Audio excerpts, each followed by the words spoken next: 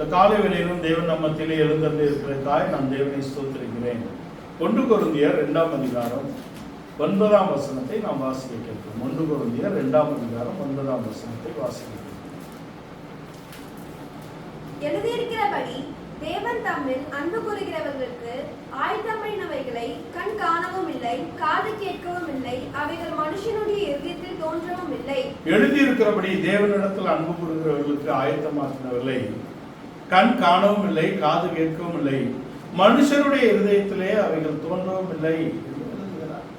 10ஆம் வசனத்திலே நமக்கோ தேவனுடைய ஆவியினாலே அவைகள் வெளியாக்கப்பட்டது. 10 வாசி. நமக்கோ தேவன் அவைகளை தமது ஆவியினாலே வெளிப்படுத்தினார். நமக்கு அவைகளை தேவன் தம்முடைய ஆவியினாலே வெளிப்படுத்தினார். அந்த ஆவியானவர் எல்லாவற்றையும் தேவனுடைய ஆழங்களையும் ஆராய்ந்திருக்கிறார். அந்த ஆவியானவர் எல்லாவற்றையும் தேவனுடைய ஆழங்களையும் அறிந்திருக்கிறார், ஆராய்ந்திருக்கிறார். எழுதியிருக்கிறபடி தேவனிடத்தில் அன்பு கூறுகிறவர்களுக்கு ஆயத்தமாக்கிறவர்களை கண் காணவில்லை, காது கேட்கவில்லை, மனிதனுடைய இருதயத்திலே தோன்றவில்லை. தேவன் நமக்காக ஆயத்தம் பண்ணினவைகள் ஒளியில் உள்ள பரிசுத்தவான்களுடைய சுதந்திரம்.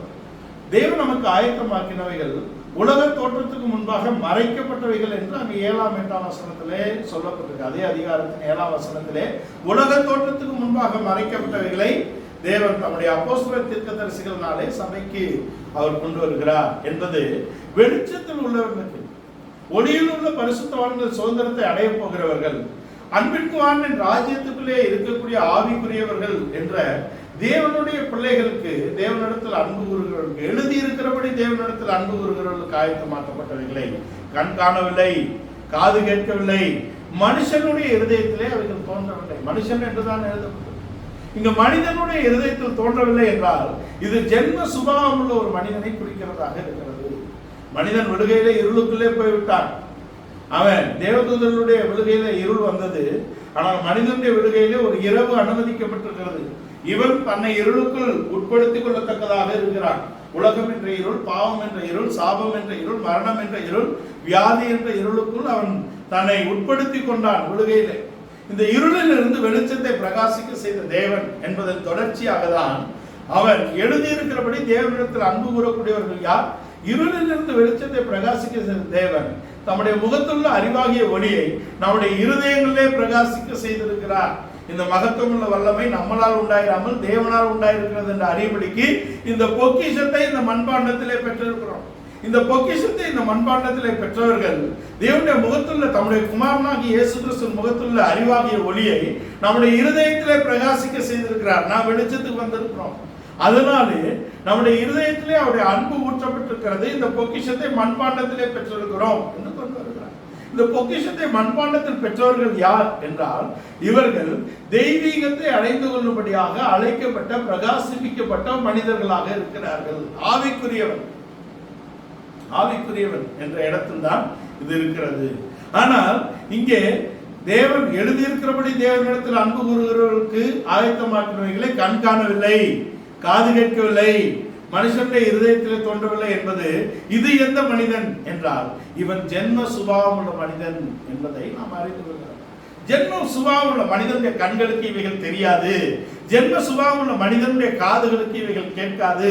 அதனால தான் வெளிப்படுத்தின விசேஷம் எழுதப்படும் போது காதுள்ளவன் கேட்க கடவனா எழுத்தின்படி காதா இல்ல எழுத்தின்படி செவித்திறனா அல்ல. ஆவிக்குரியவைகளோட நாங்கள் சம்பந்தப்படுத்தி பேசுகிறோம். ஜென்ம சுபாவம் உள்ள மனிதன் இதை அறிய மாட்டான், அறிந்தாலும் அவனுக்கு இவைகள் பைத்தியமாக தோன்றும் என்று கொண்டு வருகிறார்.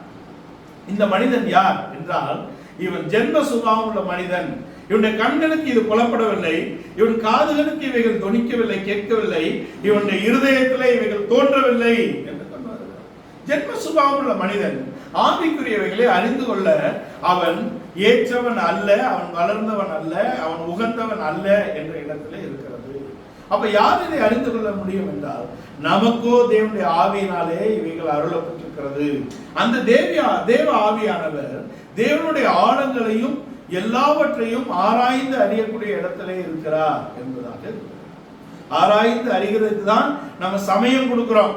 ஆவியிலே நிரம்ப நம்முடைய வாழ்க்கையில கொடுக்கப்படக்கூடிய சமயங்கள் ஆராய்ந்து அறியக்கூடிய இடத்துல இருக்கிறது. நம்மை ஆராயக்கூடிய இடத்திலும், தேவனுடைய காரியங்களை ஆராயக்கூடிய இடத்திலும், உபதேசங்களை ஆராய்ந்து அதை நம்மை சரி செய்து கொள்ளக்கூடிய இடத்திலும் அவைகள் இருக்கிறது என்பதை நாம் தெரிந்து கொள்ள வேண்டும். ஜென்ம சுபாவமுள்ள மனிதனுக்கு இது வெளிப்படாது, இது விளங்காது, இது காணப்படாது, இது கேட்காது என்ற இடத்திலே அவர் கொண்டு வருகிறார். எழுதி இருக்கிறபடி தேவனிடத்தில் அன்பு கூறுகிறவர்கள் என்றால் என்ன? தேவ சித்தத்தின்படி அதை செய்யக்கூடிய இடத்திலே நாம் இருக்க வேண்டும். நீர் பலியும் காணிக்க விரும்பவில்லை, விரும்பினால் செலுத்துவோம், அதை நீர் விரும்பவில்லையே. எபிரேயர் 10ஆம் அதிகாரத்திலே பலியும் காணிக்க நீர் விரும்பவில்லை, ஆனால் நான் இப்பொழுது வருகிறேன், புஸ்தக சுருளில் எழுதப்பட்டதை நிறைவேற்றபடியாக ஒரு சரீரம் எனக்கு கொடுக்கப்பட்டிருக்கிறது என்று கிறிஸ்து சொல்லுகிறார். அது என்ன? தேவ சித்தத்தை சரீரத்திலே செய்யும்படியான ஒரு அனுபவமாக இருக்கிறது. தேவ சித்தத்தை நாம் செய்யக்கூடிய அனுபவம் என்பது பாவம் மாம்சம் அது நம்மை விட்டு நீங்கக்கூடிய இடத்துல அது இருக்க வேண்டும். பாவம் மாம்சம் நம்மை விட்டு நீங்கி தேவ சித்தம் செய்யக்கூடிய இடத்துக்கு வர வேண்டும். நீங்கள் ரோமர் 8ஆம் அதிகாரத்தை வாசித்தால் பாவத்தின் நிமித்தம் மாம்சமானது மரித்ததாயும் 10 வாசிங்க. ரோமருக்கு எழுதின 8ஆம் அதிகாரம் 9-10 வாசிங்க. தேவனுடைய ஆவி உங்களில் வாசமாயிருந்தால் நீங்கள் மாம்சத்துக்கு உட்பட்டவர்களாயிராமல் ஆவிக்குட்பட்டவர்களாய் இருப்பீர்கள். கிறிஸ்துவின் ஆவி இல்லாதவன் அவருடையவன் அல்ல. மேலும் கிறிஸ்து உங்களில் இருந்தால் சரீரமானது பாவத்தின் நிமித்தம் மரித்ததாயும், கிறிஸ்து உங்களில் இருந்தால் சரீரமானது பாவத்தின் நிமித்தம் மரித்ததாயும், ஆவியானது நீதியின் நிமித்தம் ஜீவனுள்ளதாயும், ஆவியானது நீதியின் நிமித்தம் ஜீவனுள்ளதாயும் இருக்கிறது. உங்கள் மாம்சம் கிறிஸ்து உங்களில் இருப்பதன் அடையாளம் என்ன? உங்கள் மாம்சம் பாவத்துக்கு மரித்ததாயும் உங்கள் ஜீவன் நீதிக்கு பிழைத்திருக்கக்கூடிய இடத்திலும் இருக்கிறது.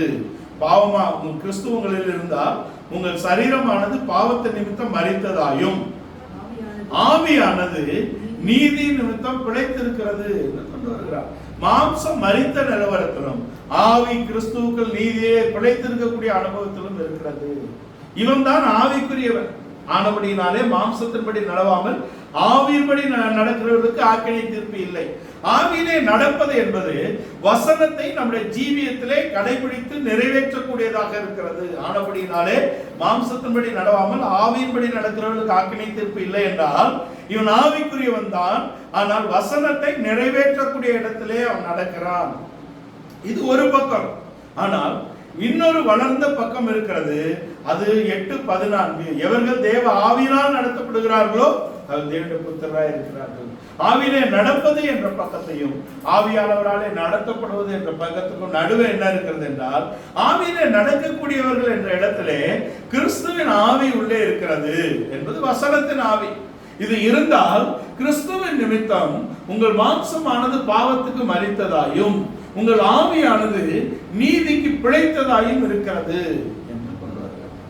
நம்முடைய ஆவி அப்படின்னா நம்முடைய ஆவி உற்சாகம் உள்ளதாக இருக்கிறது, நம்முடைய மாம்சம் தான் பலகீனம் உள்ளதாக இருக்கு.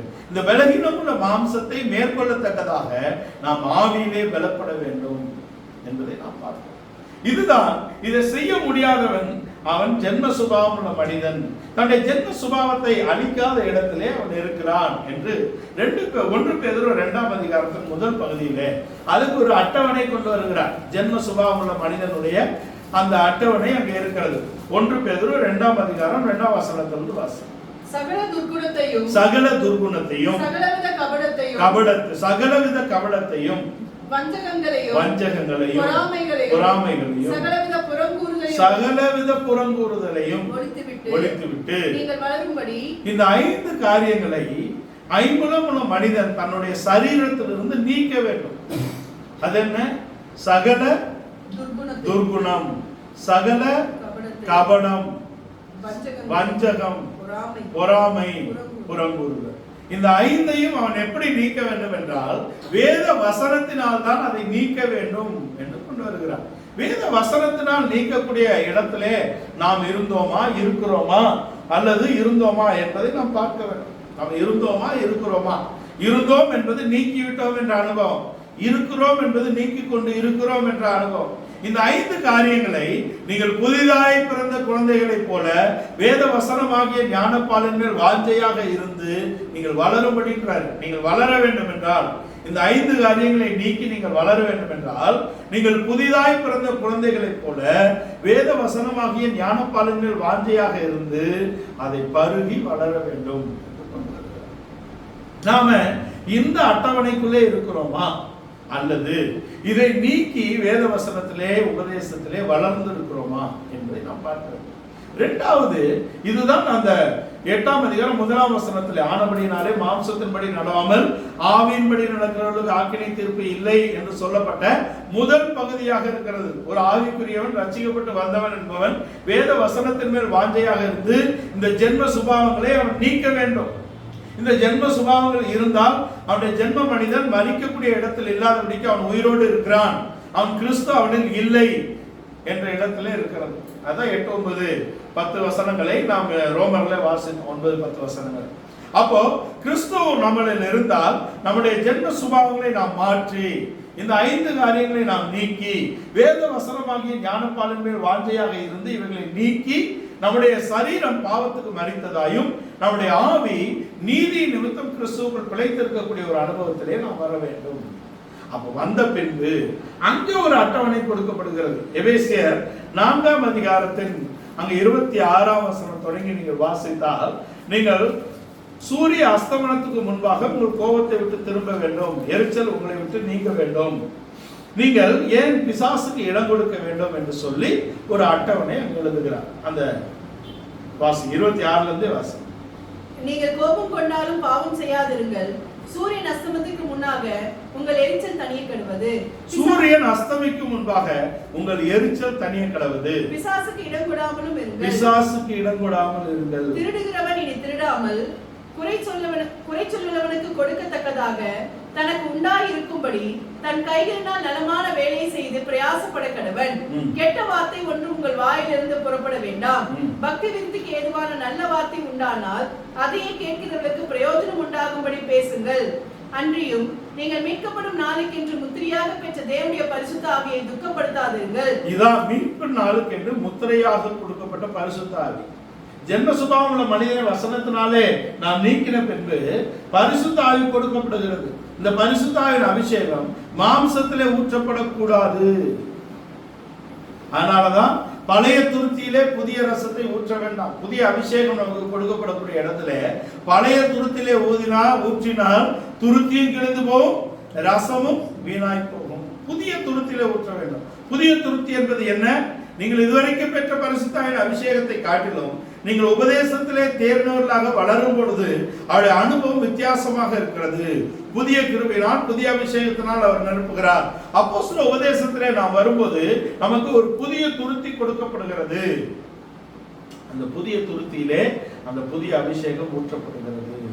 பழைய துருத்தியிலே நீங்கள் ஊற்றினால் அங்கே துருத்தியும் கிழிந்து போகும், ரசமும் வீணாய் போகும்.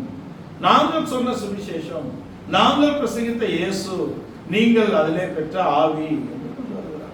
இதை இல்லாதபடிக்கு ஒருவன் வந்தால் நன்றாக சகித்திருக்கிறீர்களே என்றால், இது இல்லாதபடிக்கு ஒருவன் வந்தால் உங்களால் சகிக்க இயலாது என்ற ஸ்லேடை.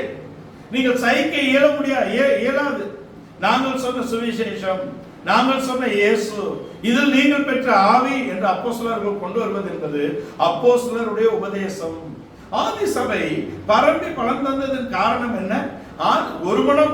ஒரு மனத்துக்கு அங்க எழுதியிருக்காரு, ஆவியின் ஒருமைப்பாட்டை காத்துக்கொள்ள ஜாக்கிரதையா இருங்கள். ஆனால் எருசலேமிலே ஒன்று கூட்டி இருப்பதை தேவன் விரும்பவில்லை. அவர்கள் பரம்பி பலன் தர வேண்டும் என்ற இடத்தில் தான் அங்கே கிரியை நடக்கின்றார். அவர்கள் பரம்பி பலன் தந்ததுக்கு காரணம் என்ன? அப்போஸ்தலருடைய உபதேசம், அந்யோன்யம், அப்பம்பிடுதல், ஜெபம், இவைகளே உறுதியாக தரித்திருந்தார்கள் என்று சொல்லப்பட்டது. அப்போ இந்த சுவிசேஷம், இதிலே நீங்கள் பெறக்கூடிய, இதில் நாங்கள் சொல்லக்கூடிய இயேசு, இதிலே நீங்கள் பெறக்கூடிய ஆவி என்ற இடத்திலே ஒரு புதிய துருத்தி நமக்கு கொடுக்கப்படுகிறது. அதில் ஒரு புதிய அபிஷேகம் நமக்கு வார்க்கப்படுகிறது என்பதை நாம் தெரிந்து கொள்கிறோம். இந்த புதிய துருத்தியிலே இந்த புதிய அபிஷேகத்தை பெற்று காத்துக் கொள்ளக்கூடியவர்கள் தான் ஆவிக்குரியவர்கள் என்ற இடத்திலே வரக்கூடிய மனிதர்களாக இருக்கிறார்கள். இது கிறிஸ்துவின் சரீரமாகிய சபையின் வளர்ச்சி. இந்த வளர்ச்சிக்கு வரும்படியாக தேவன் நம்மை அழைக்கிறார். இதுக்கு இந்த 2 பட்டியலில் இருக்கக்கூடியவர்களை நாம் நீக்கிவிட வேண்டும். முதலாவது பட்டியலில் 1 பேதுரு 2ஆம் அதிகாரம் 2ஆம் வசனம் துவங்கி சொல்லப்பட்ட பட்டியலில் இருக்கக்கூடியவர்களை நீங்கள் வேத வசனத்தினாலே நீக்க வேண்டும். நம்முடைய வாழ்க்கை முதல் பட்டியலில் இருக்கிறதா அல்லது நம்முடைய வாழ்க்கை இரண்டாம் பட்டியலில் இருக்கிறதா? முதல் பட்டியலில் இருந்தால் வசனத்தினாலே நீங்கள் அதை நீக்க வேண்டும். சகல துர்குணத்தையும், சகல கபடத்தையும், வஞ்சகத்தையும், பொறாமையும், புறங்கூறுதலையும் நீங்கள் நீக்கி, இதெல்லாம் எப்படி நீக்க முடியும்? வசனத்தினால் தான் நாம் இதை நீக்க முடியும். இதை நீக்கி உடைய இருதயத்திலே ஒரு புதிதான ஆவியை அவர் ஊற்றுகிற இடத்திலே, ஒரு புதிய அபிஷேகத்தை ஊற்றக்கூடிய இடத்திலே, உபதேசத்தினாலும் அபிஷேகத்தினாலும் நீங்கள் அதை காத்துக்கொள்ளக்கூடிய இடத்துல இரண்டாவது பட்டியலில் நீங்கள் காணப்படக்கூடாது. முதல் பட்டியல் என்பது ஜென்ம சுபாவம் உள்ள மனிதன் என்று சொன்னேன். இரண்டாவது பட்டியல் என்பது மிருகம் என்று நான் சொல்கிறேன். இரண்டாவது பட்டியல் என்னது? மிருகம். முதல் பட்டியல் என்பது ஜென்ம சுபாவம் உள்ள மனிதன். இந்த ஜென்ம சுபாவம் உள்ள மனிதன் மிருக குணம் உள்ளவனாக போகிறான்.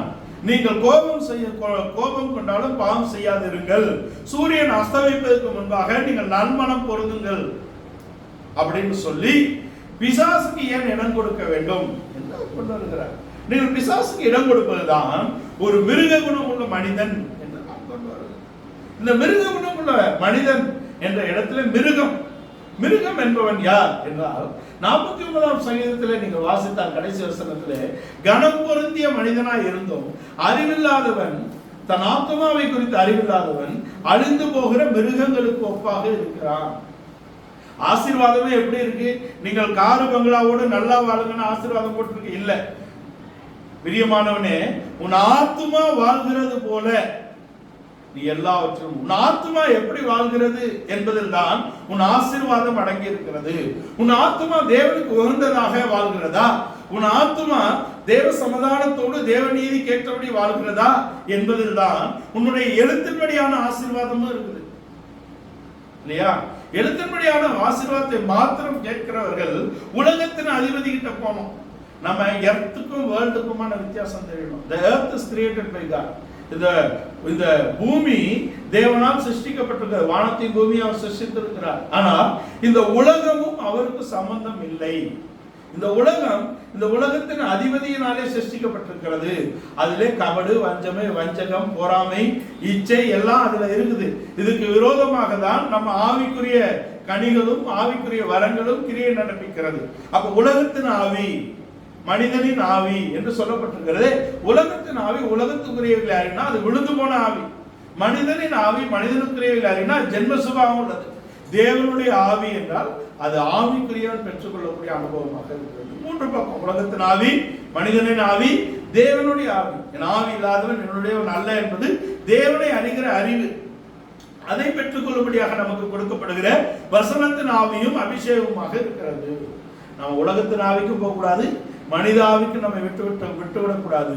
நாம் தேவன் தந்த ஆவியினாலே உலகத்தின் ஆவியை ஜெயித்து மனிதனுடைய ஜென்ம சுபாவங்களை மாற்றி தேவாவிக்கு நம்ம ஒப்பு கொடுத்து வாழக்கூடிய இடத்துக்கு நாம் வர வேண்டும். அப்போ நம்முடைய ஆத்மா வாழ்கிறது போலதான் நம்முடைய புறம்பான வாழ்க்கையும் அதன் ஆசீர்வாதமும் தேவன் அருளுகிறபடி இருக்கும். தேவன் ஐஸ்வர்யத்தை கொடுத்தால் அதனுடைய வேதனையை கூட்டார். அவன் ஐஸ்வர்யம் கொடுப்பதே வேதனையை கூட்டுவதுதான். இது உலகத்தின் ஆவி விழுந்து போன அங்க அதிகாரமாக இருக்கிறது. உலகத்திலே விழுந்து போனவன் அதிகாரம் செலுத்தி வருகிறான். அவனும் ஆசீர்வாதத்தை கொடுக்கிறான். உலக ஆசீர்வாதம் தான் கிறிஸ்து தர ஆசீர்வாதம் என்று நாம் நினைத்தால் நம்மை காட்டிலும் அவன் ஆசீர்வாதமா இருக்கிறானே. நம்மை காட்டிலும் அவன் அங்க போதுங்கிற அளவுக்கு அவனுக்கு கொடுத்திருக்குது. இயேசுகிட்டே சொல்றான், எனக்கு பிரியமானவனுக்கு நான் எதையும் கொடுப்பேன் அப்படின்னா அவன் அடிமை.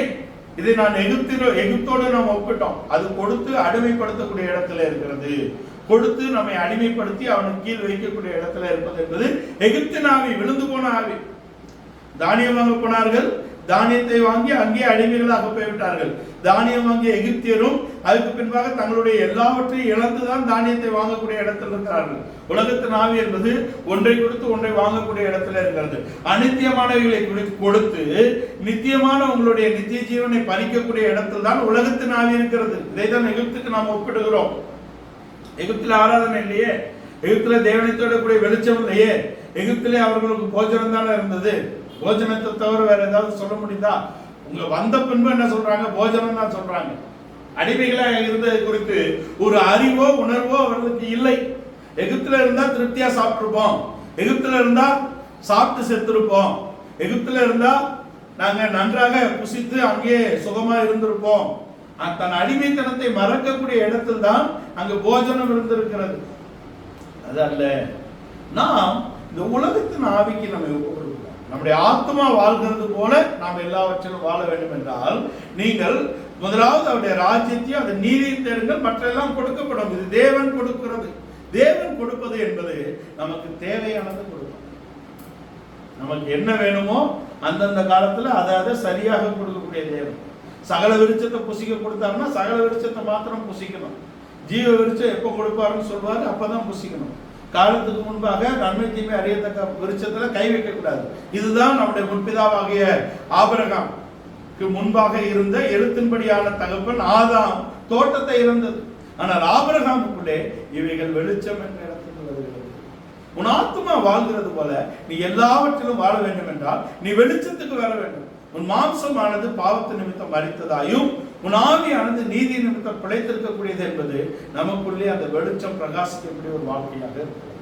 ஜென்ம சுபாவம் உள்ள மனிதன் மிருக குணம் உள்ள மனிதனாக போகிறான். நாம் அப்படி அல்ல.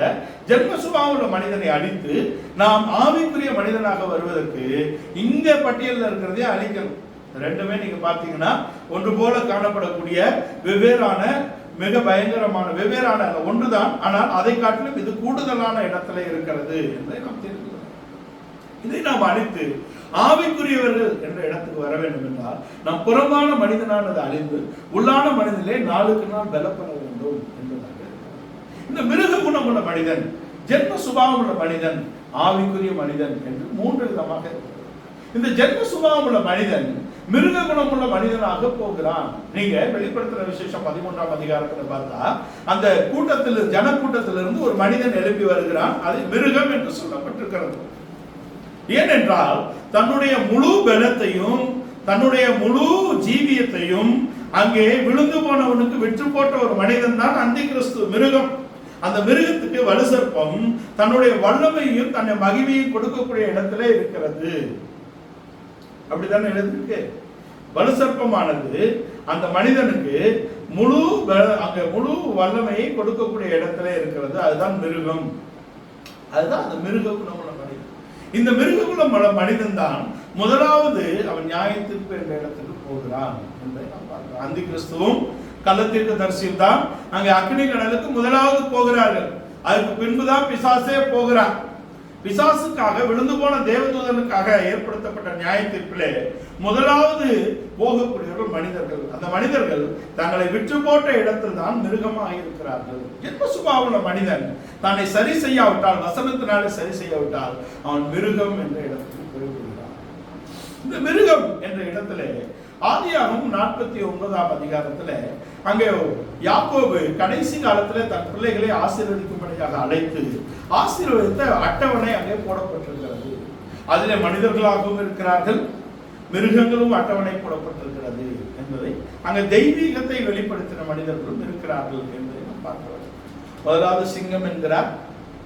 அடுத்து அங்கே வலு சர்ப்பம், அங்கே பாம்பு சர்ப்பம் என்கிறார், தானே சர்ப்பம் என்கிறார். அதுக்கு பின்பாக மான் என்கிறார்.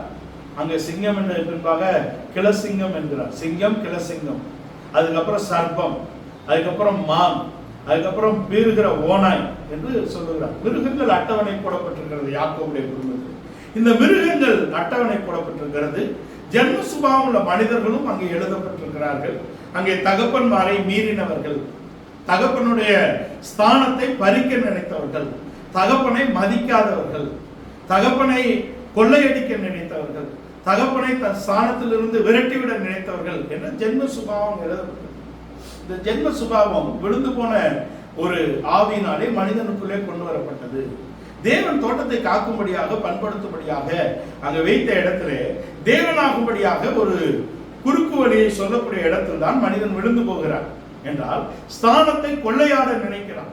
ஆவிக்குரியவர்கள் ஸ்தானத்தை கொள்ளையாடி நினைக்க கூடாது. வேறொருவன் கட்டுவான், நாம் அது சுகமாய் அமர்ந்திருப்போம், தகப்பனை விரட்டி விடுவோம் என்பது விழுந்து போன ஆவி. அங்கே ரூபன் மஞ்சத்தில் ஏறினான் என்று எழுதப்பட்டது ரெண்டு நோக்கத்தில் இருக்கிறது. ஒன்று கூடாரத்தை மாற்றினான் என்றும் அங்கே யூதர்கள் சொல்லுகிறார்கள், அவருடைய கூடாரத்தையும் மெத்தையும் மாற்றினான் என்று. அதுவும் தவறுதான். எப்படி எடுத்தாலும் அது தவறுதான். தகப்பனுடைய ஸ்தானத்தை கொள்ளையாட நினைப்பது என்பது தவறு. நம்முடைய தேவனாக கர்த்தராகிய இயேசு கிறிஸ்து ஒரு நாளும் அந்த ஸ்தானத்தை கொள்ளையாட விரும்பவில்லை. அதனால்தான் அவர் தான் என்றென்றைக்கும் ஆளுகை செய்யக்கூடிய இடத்திலே, என்றென்றைக்கும் எல்லாவற்றுக்கும் மேலாக உயர்த்தப்பட்ட இடத்திலே அவர் இருக்கிறார்.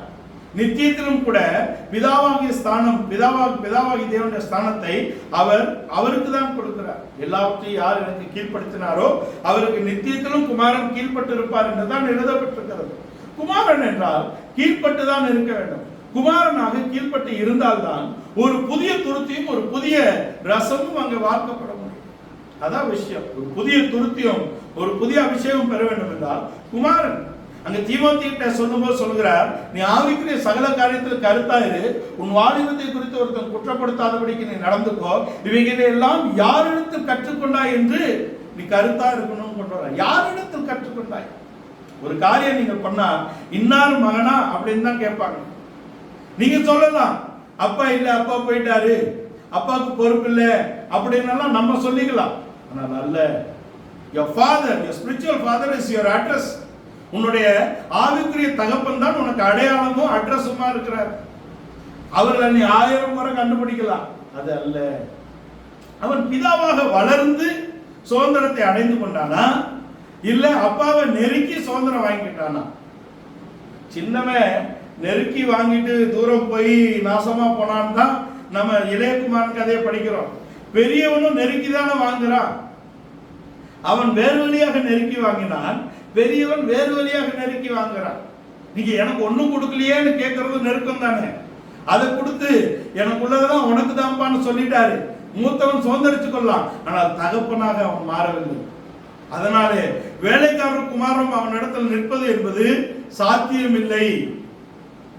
இளையவன் நிற்பானா உன்ட்ட, வேலைக்காரன் நிற்பானா உன்ட்ட? நீ தகப்பனாக வளர்ந்தால்தான், நீ எஜமான் என்ற இடத்துக்கு தாராளமாக நீ வந்தால்தான் வேலைக்காரரும் நிற்பாங்க, உன்னுடைய இளையவனும் நிற்பான். நீ தகப்பன் என்ற இடத்துக்கு வராதபடிக்கு நீ உரிமையினாலே வீட்டை அடைந்து கொள்ளலாம், ஆனால் தகப்பனுடைய இருதயத்தை நீ அடைய முடியாது. அதான் விஷயம். அப்போ மனிதன் சிருஷ்டிக்கப்பட்டதின் நோக்கம் என்ன? அவன் ஆவிக்குரியவனாக வர வேண்டும். இந்த ஆவிக்குரியவனாக வராத இடத்துல ஜென்ம சுபாவம் உள்ள மனிதன் மேல் நோக்கி ஆவிக்குரியவனாக வளரணும். அவன் கீழ் நோக்கி மிருகமாக போய்விட்டான். கடிகாரத்தின் சாயை ஏன் அங்க இப்படி கீழே ஃபால் தான், இட் ஃபால்ஸ். ஏன் விழுகுது தெரியுமா? நான் ஏற்கனவே சொல்லியிருக்கிறேன், தேவன் அங்கு சமயத்தை சிருஷ்டித்து தான் அதுக்கு பின்பாக மனிதனை உட்படுத்தி இருக்கிறார். தேவன் சமயத்துக்கு உட்பட்டவர் அல்ல. கால நிர்ணயம் என்பது மனிதனுக்கு தான் கொடுக்கப்பட்டிருக்கிறது என்று நான் சொன்னேன். மிருகங்களுக்கு இல்லையா? இருக்குதே, அதுக்கும் இளமை இருக்கிறது, முதுமை இருக்கிறது என்று நீங்கள் சொல்லலாம். ஆனால் அது கருத்துக்கு உட்பட்டதல்ல, அது நித்தியமானது அல்ல. இதுக்கு மெயினா யாரு காரணம்? முக்கிய காரணம் மனிதன் தான். மனிதனுக்காக தான் சமயம் உண்டாக்கப்பட்டிருக்கிறது. இந்த சமயத்துக்குள்ளே தேவன் தன்னை உட்படுத்தி கொண்டார். நீங்கள் இந்த உலகத்துக்கு வெளியே அண்டத்திலே போனால் அங்க சமயம் கிடையாது. Out of this world there is no timeline. அங்க கிடையாது. அப்ப தேவன் இந்த பிரபஞ்சத்துக்கு அப்பாற்பட்டவராக இருக்கிறார். இந்த பூமிக்கு வெளியில பிரபஞ்சத்துக்குள்ள போனாலே டைம் இல்லை. ஆனா தேவன் பிரபஞ்சத்துக்கும் மேற்பட்டவராக இருக்கிறார் என்ற இடத்துல அவருக்கு சமயம் கிடையாது. மனிதன் விழுந்தான் என்ற இடத்தில் தான் சமயம் கீழ் நோக்கி ஓடுகிறது. இவன் சமயத்தை மேல் நோக்கி ஓட்டி நித்தியத்தை அடைந்திருக்க வேண்டும் இல்லையா? மேலான இடத்துக்கு அவன் வந்து இவன் தேவனை அடைந்து கொள்ள வேண்டும் என்றால் நித்தியத்தை அடைய வேண்டும். இவன் விழுந்ததினால் தான் நாம் முந்தின நித்தியம் என்றும் பிந்தின நித்தியம் என்றும் சொல்லுகிறோம். இவன் விழவில்லை என்றால் நித்தியம் என்றுதான் அது சொல்லப்பட்டிருக்கும். முந்தின பிந்தின என்ற கருத்து வந்திருக்காது. அவன் நித்தியத்தை நோக்கி பிரயாணிக்க வேண்டியவன் அநித்தியத்தை நோக்கி பிரயாணித்து விட்டான். அதனால்தான் கடிகாரத்தின் சாயை கீழ் நோக்கி ஓடுகிறது. கீழ் நோக்கி ஓட காரணம் மனிதன் என்பவன் மிருகம் என்ற இடத்துக்கு போய்விட்டான். இது மேல் நோக்கி ஓடி அவன் நித்தியத்தை அடையக்கூடியது என்பது மேலான வாழ்க்கை, மேலானவைகளை நாடுவது, அது தெய்வீகத்தை அடைவதாக இருக்கிறது. தெய்வீகத்தை அடைய வேண்டும். நன்மை செய்கிறவராக சுற்றி தெரிந்தாரே, நமக்குள்ளே நற்கிரையை தொடங்கும்படியாக அவர் விரும்புகிறாரே, நாம் நன்மையை செய்து தெய்வீகத்தை வெளிப்படுத்தும்படியாக மேல் நோக்கி வளர வேண்டும் என்பதாக இருக்கிறது. இந்த யாக்கோபுடைய வாழ்க்கையில் அந்த குமாரர்களே மிருகங்கள் என்று காணப்பட்டாலும் இந்த மிருகங்கள் ஒரு தெய்வீகத்துக்குள்ளே கொண்டு வரும்படியாக தேவன் கிரியை செய்கிறார். ஆபிரகாமுக்குள்ளே ஒரு இருள் வந்தது, ஈசாக்கிலே ஒரு குருட்டாட்டம் வந்தது, யாக்கோபிலே மூத்தவனையா இளையவனா அப்படிங்கிற அங்க ஒரு மயக்கம் வந்திருக்கிறது. ஆனால் இதையெல்லாம் சரி செய்யக்கூடிய இடத்துல தேவன் மாறாதவராக இருந்து தன்னுடைய நித்திய நோக்கத்தை அவருடைய வாழ்க்கையில நிறைவேற்றுகிறார். ஆபிரகாமின் இருளை நீக்கி அங்கே குமாரனாகிய ஈசாக்கை கொண்டு வருகிறார். ஈசாக்கின் வாழ்க்கையிலும் ஒரு குருட்டாட்டம் வந்தாலும் கூட சரியாக யாக்கோபை ஆசீர்வதிக்கக்கூடிய இடத்துல நடத்துகிறார். யாக்கோபின் வாழ்க்கையிலும் குறைபாடுகள் அவனுடைய மாம்சம் மேற்கொண்டாலும் கூட அவன் போராடி தேவனோடு ஜெயிக்கக்கூடிய இடத்துல அவனை கொண்டு வருகிறார். இந்த போராடுகிற குணத்தை அவன் எங்கே அடைந்து கொள்ளுகிறான்? ஒரு ஆபிரகாமை சாரால் வழிநடத்தினது போல, ஒரு ஈசாக்குடைய குறைபாடுல ரவேக்கால் கை கொடுத்தது போல, ஒரு யாக்கோபுடைய குறைபாடுல கை கொடுத்தது யார் தெரியுமா? யாராக இருக்கும்? யாருடைய தன்மையாக இருக்கும்? லேயாளுடைய தன்மை. நான் மகா போராட்டமாய் போராடி இவனை பெற்றேன் அப்படின்னு ஒருத்தர் பெறலாம் இல்லையா? இந்த போராட்டத்தை, ஆவிக்குரிய போராட்டத்தை லேயாளிடத்திலிருந்து தேவன் இவனுக்கு கொடுக்கிறார். அதான் விஷயம். லேயாள் தான் அந்த போராட்டத்தை துவங்கினார். அந்த போராட்டத்தை தான் யாக்கோபு தொடர்ந்து அவன் ஆவிக்குரியவன் என்ற இடத்துல ஜெயமாக வந்து தன் குமாரை ஆசீர்வதிக்கிறான். அவனை சர்ப்பம் குதிரை மேல இருக்கிறவனை கீழே தள்ளுன, இவனை பீறுகிற ஓனாய்ன்னு சொன்னாரு, அவனை பெண்மான்னு சொன்னாரு, அவனை சிங்கம் கிளசிங்கம்னு சொன்னாரு. மற்றவர்களே அவருடைய ஜென்ம சுபாவங்களை சொல்லியும் திட்டுறாரு. மஞ்சத்தின் மேல் ஏறினாயே நீ உருப்பிட மாட்ட, நீ சிமியோனும் லேவியும் வெளில போங்கடா அப்படின்னு சொன்னதெல்லாம் அவர்களுடைய குறைபாடுகள், ஜென்ம சுபாவம். ஆனால் இவை எல்லாவற்றையும் ஆசீர்வாதத்துக்கு உள்ளே கொண்டு வரும்படியாக அவனுடைய எழுத்துக்குரிய தகப்பனாகிய யாக்கோபு ஆசீர்வாதத்தை காட்டிலும் அவனுடைய ஆவிக்குரிய தகப்பனாகிய மோசையின் ஆசீர்வாதத்திலே எல்லோரையும் ஆசீர்வாதத்துக்குள் கொண்டு வரக்கூடிய இடத்துல இருக்கிறார். இதுக்குதான் இந்த பட்டியலை நாம் சொன்னோம். இந்த சிங்கம், கிளசிங்கம் என்ற இடத்துல சிங்கத்துக்கு வெயிட் இருக்கு, ஆனால் கிளசிங்கத்துக்கு தான் அதை காட்டில வெயிட் ஜாஸ்தி அப்படின்னு சொல்லுவோம். நீ என் மகனே, நீ சிங்கம் போலவும் கிளசிங்கம் போலவும் இருக்கிறாய். நீ இறையை கவர்ந்து கொண்டு மேலே ஏறுவது என்பது சிங்கம், நீ மடங்கி படுப்பது என்பது கிளசிங்கம். உன்னை எழுப்புகிறவன் யார்? சிங்கம் என்பது நீதி, சொந்த நீதி. அங்கே சிங்கம் என்பது இந்த நீதி எந்த கோட்டுக்கு போனாலும் செல்லும், அதுக்கு ஒரு வல்லமை இருக்கிறது.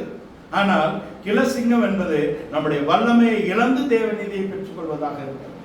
யூதாவே, நீ சிங்கம், உன் நீதி நிற்கும்.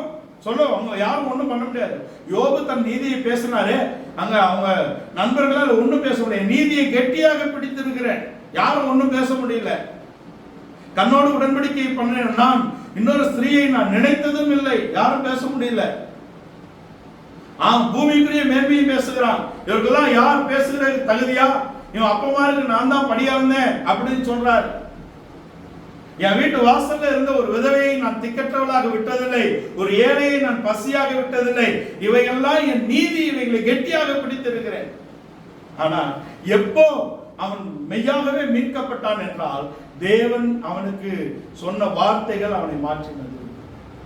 நீதியெல்லாம் குப்பை, என் கையை கொண்டு வாயை பொருத்துவேன், நான் நீசன், நான் என்னை அருவருத்து தூளிலும் சாம்பலும் தாழ்த்துகிறேன் என்று அதை இழந்தெடுத்த. நம்ம நீதியை நம்ம வச்சிருக்கலாம், நம்ம நியாயங்கள் நம்ம வச்சிருக்கலாம், அது கோர்ட்டுக்கு போனாலும் செல்லும், இல்லைன்னு சொல்ல முடியாது. ஆனால் அது அல்ல. கிளசிங்கத்துக்கு தான் அங்கே வெயிட் கொடுக்கிறாரு கடவுள். கிளசிங்கத்துக்கு தான் அங்கே முக்கியத்துவம் கொடுக்கிறார் கடவுள்.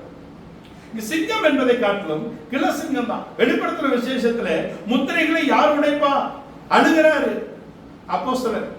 ஆனா நீ அழாத, முத்திரையை உடைக்க யூதா கோத்திரத்து சிங்கம் வல்லமையுள்ளவராக பலம் பெற்றிருக்கிறார் அப்படின்னு சொன்ன உடனே பார்த்தா அங்க ஆட்டுக்குட்டி தான் இருக்கு, சிங்கம் இல்லை இல்லையா? சிங்கம் முத்திரையை உடைக்க பலம் பெற்றவராக வல்லமை உள்ளவராக இருக்கிறார் என்றால் அங்க சிங்கத்தை தான் அவர் பார்த்திருக்கணும். திரும்பி பார்த்தா அடிக்கப்பட்ட ஆட்டுக்குட்டி இருக்கிறது என்றால் தேவன் வல்லமையை காட்டிலும் சுபாவத்துக்கு தான் வெயிட் கொடுக்கிறாரு. அதான் பார்க்கணும். வல்லமையை காட்டிலும் சுபாவம் தான் முக்கியம். வல்லமையை காட்டிலும் தெய்வீக திவ்ய சுபாவத்துக்கு தான் தேவன் வெயிட் கொடுக்கிறாரு. அதுதான் பார்க்கணும். இங்கே யூதா மேன்மையான ஆசீர்வாதத்தை அடைந்து கொண்டாலும் யூதாவின் மேன்மை என்பது அவன் சொந்த நீதியை கலைந்து தேவ நீதிக்கு ஒப்பு கொடுத்தார். என்னிலும் அவள் நீதி உள்ளவள், என் குமாரனாகிய சேலாவை அவளுக்கு கொடாமல் போனேனே. தான் பிள்ளைங்களை நீதின்னு நினைச்சான். மூத்தவன் சாகும் போதும் இவகிட்ட தான் பிரச்சனைன்னு நினைக்கிறான், இளையவன் சாகும் போதும் மருமகிட்ட தான் பிரச்சனைன்னு நினைக்கிறான் இல்லையா? அதனாலதான் 3வது மகன் சேலாக்கு அவளை கொடுக்காம அனுப்பி விட்டான். ஆனால் தேவ நீதிக்கு அவள் காத்திருந்து தேவன் அவளுடைய பக்கத்துல நீதியை விளங்க பண்ணினார். நாம் தேவ நீதிக்கு நம்ம ஒப்பு கொடுக்க வேண்டும். நம்முடைய சொந்த நீதி எல்லாம் அழுக்கான குப்பை. நம்முடைய சொந்த நீதிகளை வைத்து நாம் ஆவிக்குரிய ஆசீர்வாதங்களையோ ஒரு ஆவிக்குரிய நல்ல ஜீவியத்தையோ நாம் பெற்றுவிட முடியாது. நம்முடைய சொந்த நீதியை நமக்கு முன்பாக கொண்டு வருவது என்பது நம்முடைய ஜென்ம சுபாவம் தான் கொண்டு வரும். அதை நாம் களைந்து தெய்வீக திவ்ய சுபாவத்துக்கு நாம் ஒப்பு கொடுக்க வேண்டும். தெய்வீக திவ்ய சுபாவத்தை கிறிஸ்து வெளிப்படுத்துவதற்கு காரணம் என்ன? அவர் அடிக்கப்பட்ட ஆட்டுக்குட்டி. ஆட்டுக்கு ஒரு சுயாதீன சித்தமும் இல்லை, எதிர்க்கக்கூடிய தன்மையும் இல்லை.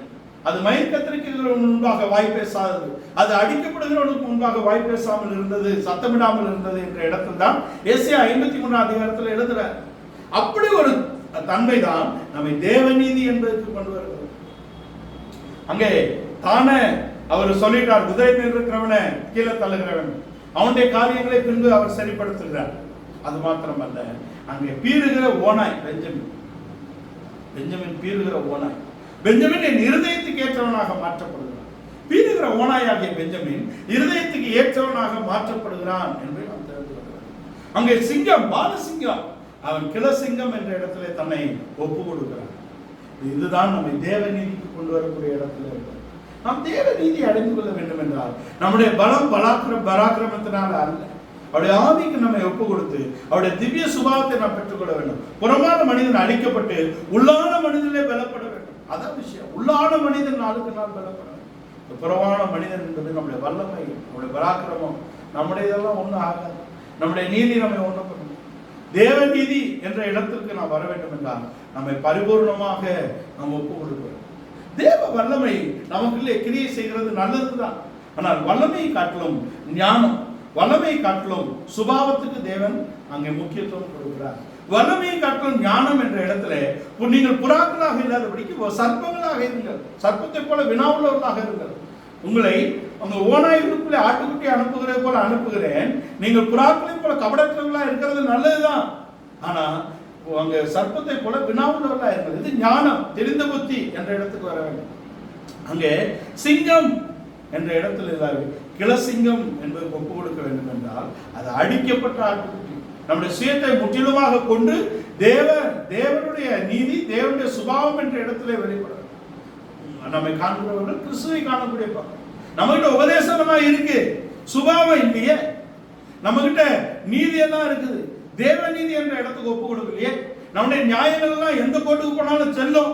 தேவ நீதி, தேவ நியாயம் என்ற இடத்துக்கு நாம் வர வேண்டும். அதற்கு நாம் சுயத்தை அழிக்க வேண்டும். இரண்டு பட்டியல் இருக்கக்கூடியதை அழித்து நாம் தேவனுடைய ஆவிக்கும் தேவனுடைய வசனத்துக்கும் அவர் தந்த அபிஷேகத்துக்கும் முக்கியத்துவத்தை கொடுத்து நாம் ஆவிக்குரிய ரீதியிலே வளர வேண்டும். இதுக்கு யூதாவுடைய வாழ்க்கையில இருந்த எல்லாவற்றையும் அவர் அழித்து அங்க மருமகளை கொண்டு ஒரு தேவ நீதி என்ற இடத்துக்கு அவன் ஒப்பு கொடுத்தார். அந்த சுபாவம் தான் அவனை யோசேப்பின் கடினமான இருதயத்தை உடைக்கக்கூடிய இடத்திலே அவனை கொண்டு தேவன் கிரியை செய்ய முடிந்தது. அவனை கொண்டு ஆபிரகாமின் சந்ததி காக்கப்படக்கூடிய இடத்துல, எகிப்துக்குள் போன இடத்துல அங்க யோசேப்புடைய கடினமான இருதயத்தை உடைக்கக்கூடிய இடத்துல யூதா வரணும்னா யூதாவை பிரித்து அவன் சுயநீதியை அவன் உடைத்து அங்க அவனை கொண்டு வர தெய்வீகத்துக்கு கொண்டு வர. அப்பதான் அவன் பேச முடியும். யோசேப்புக்கு நேராக அவன் வாயை திறந்து என்ன பேசுறா? நீ பார்வோனுக்கு ஒப்பாக இருக்கிறேன், நான் இவனுக்கு உத்தரவாதி, இவனுக்கு பதிலாக நான் சிறைச்சாலைக்கு போகிறேன், இவனுக்கு பதிலாக என் ஜீவனை தருகிறேன், இவனுக்கு பதிலாக நான் அடிமையாக போகிறேன் என்று சொல்ல வேண்டும் என்றால் இது சுபாவம்.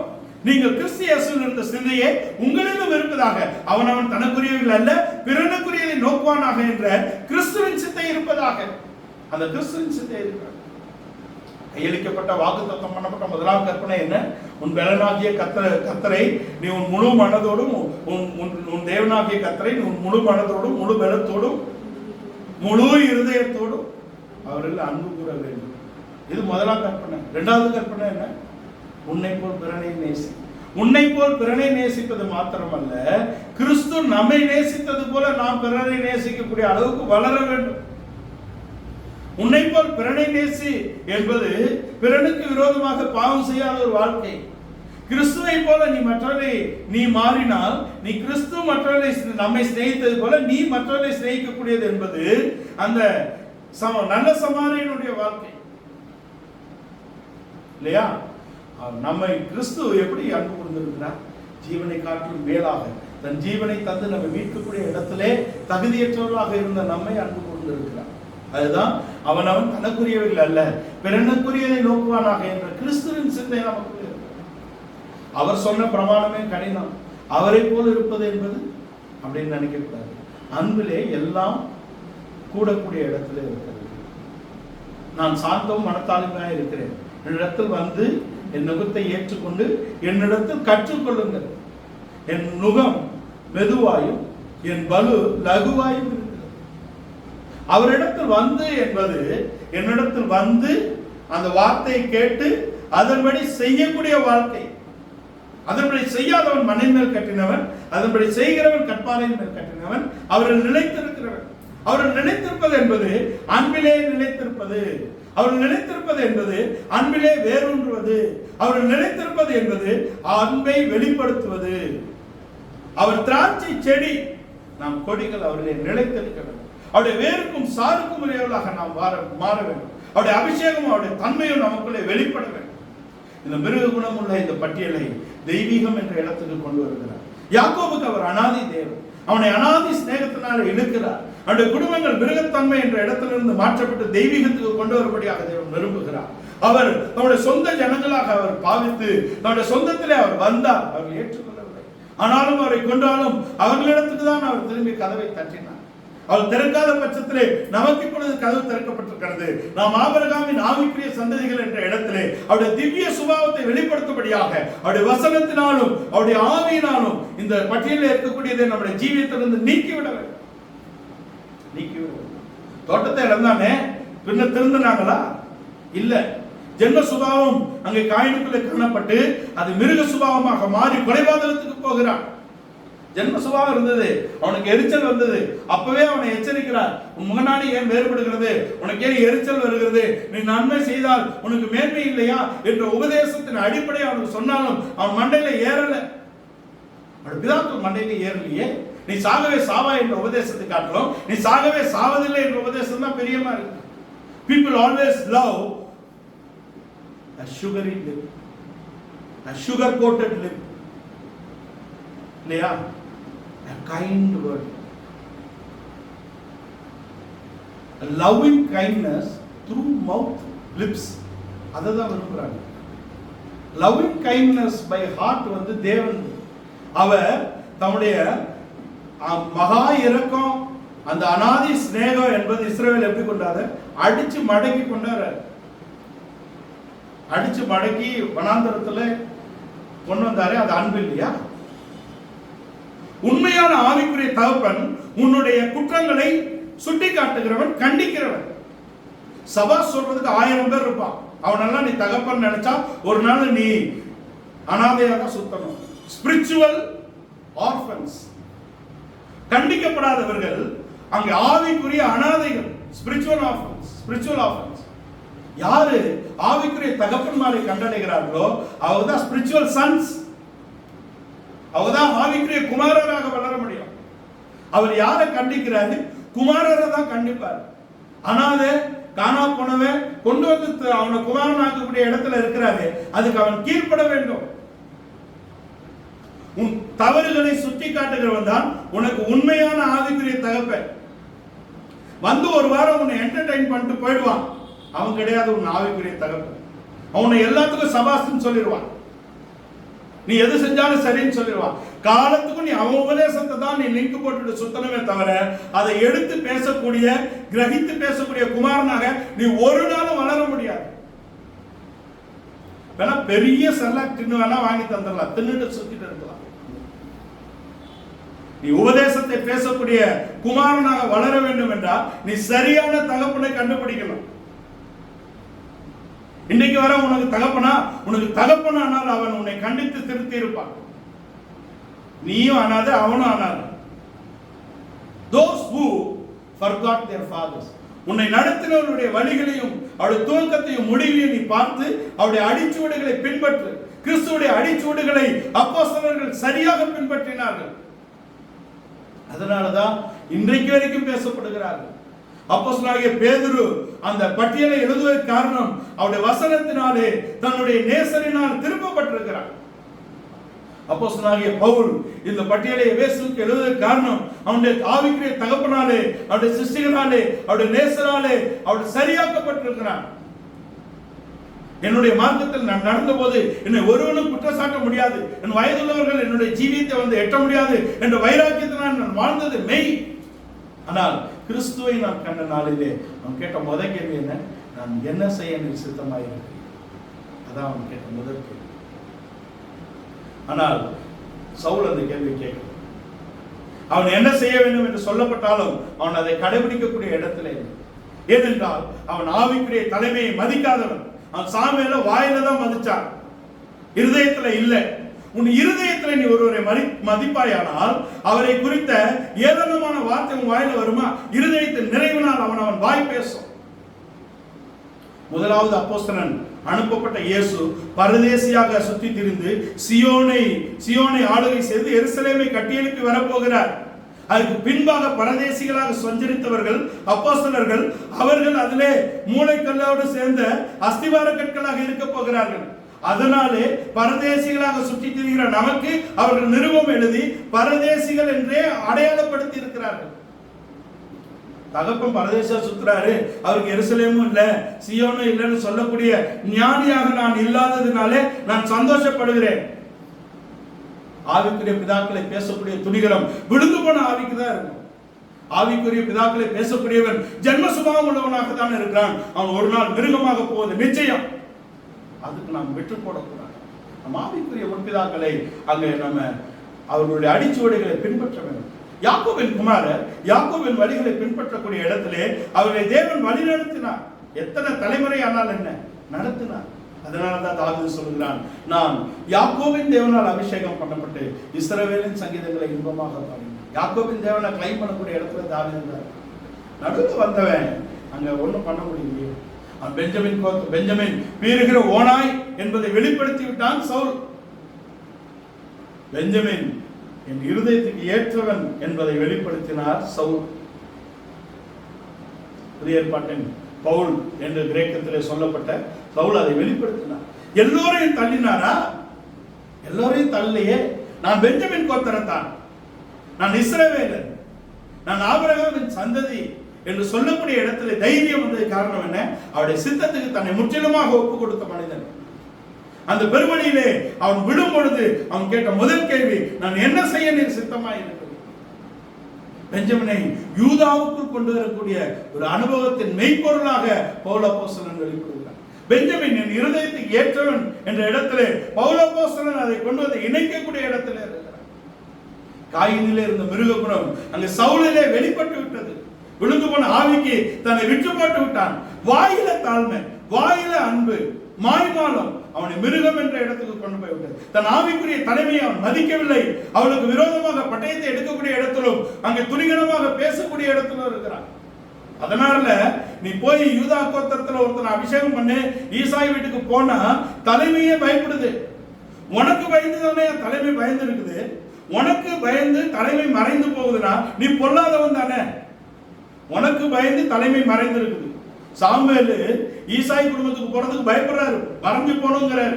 இவனுக்கு தெரிஞ்சா கொண்டு போடுவாங்க. இருக்க இடம் தெரியாம ஏன் ஒளிஞ்சாங்க? உன் பொல்லாதத்தனம் தான் ஒளிஞ்சிருக்காங்க.